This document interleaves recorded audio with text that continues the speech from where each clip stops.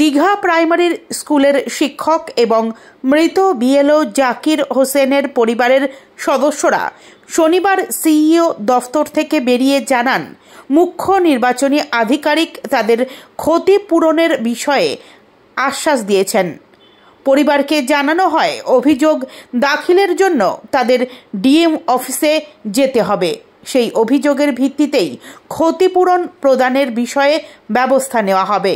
তবে মৃত জাকির হোসেনের ছেলেকে চাকরি দেওয়া প্রসঙ্গে নির্বাচন কমিশন স্পষ্ট জানিয়ে দিয়েছে, এই ক্ষমতা তাদের হাতে নেই।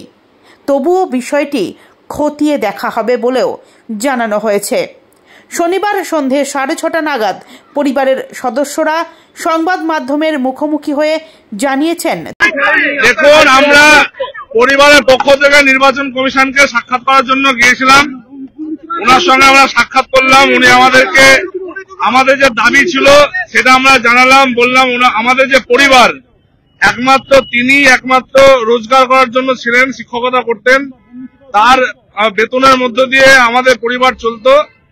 আমরা ওনাকে বললাম যে উনি হৃদরোগে আক্রান্ত হয়ে যাওয়ার পরে আমাদের পরিবারটা নিঃস্ব হয়ে যাবে। উনি বললেন যে আমরা ইলেকশন কমিশনের পক্ষ থেকে যে কম্পেনসেশন ক্ষতিপূরণ সেটা আমরা দেব, আপনারা ডিএম এর মারফতে আপনারা আসুন।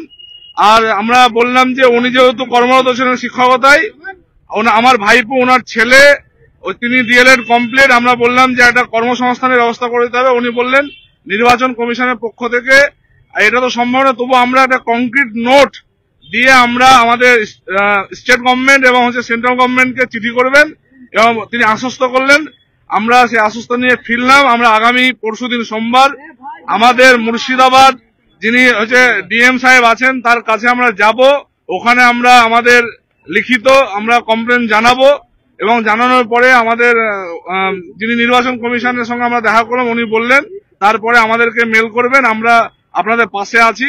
যদি আমরা ক্ষতিপূরণ না পাই বা আমাদের যদি কর্মসংস্থানের ব্যবস্থা এই দুই সরকার যদি না করে দেয়, তাহলে আমরা আগামী দিনে আবার নির্বাচন কমিশনের অফিসে আমরা আসবো, আমরা বৃহত্তর আন্দোলন করব। আমাদের এখানে আমরা অবস্থান বিক্ষোভ দীর্ঘদিন ধরে করবো।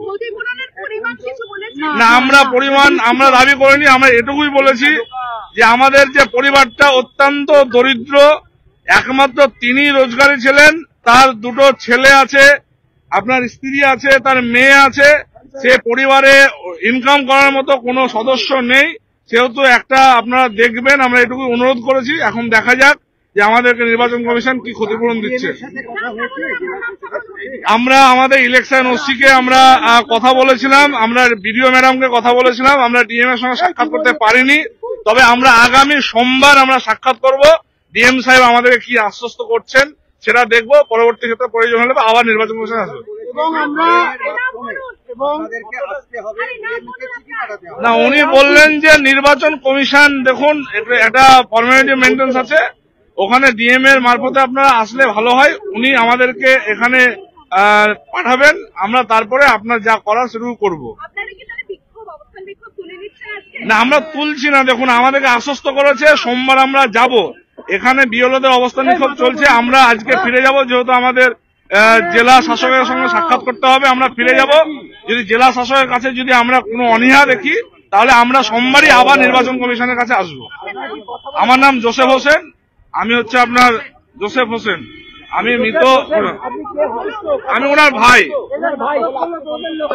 আমরা কথা বললাম, তার ব্যবহার ভালো, এটুকুই বলবো ভালো। কিন্তু আমরা দেখবো আগামী দিনে তিনি আমাদের সঙ্গে কতটা পাশে আছেন। তিনি আমাদেরকে আলাদাভাবে বলেছেন মেল করতে, তিনি আমাদের নম্বরও নিয়েছেন, যোগাযোগ করবেন। আমাদের বলেছেন যে ওখানকার বিডিও এবং ডিএম কে উনি এখনই জানাবেন, যা করার ইলেকশন কমিশন বলেছে পাশে আছে, এটুকুই বলেছেন।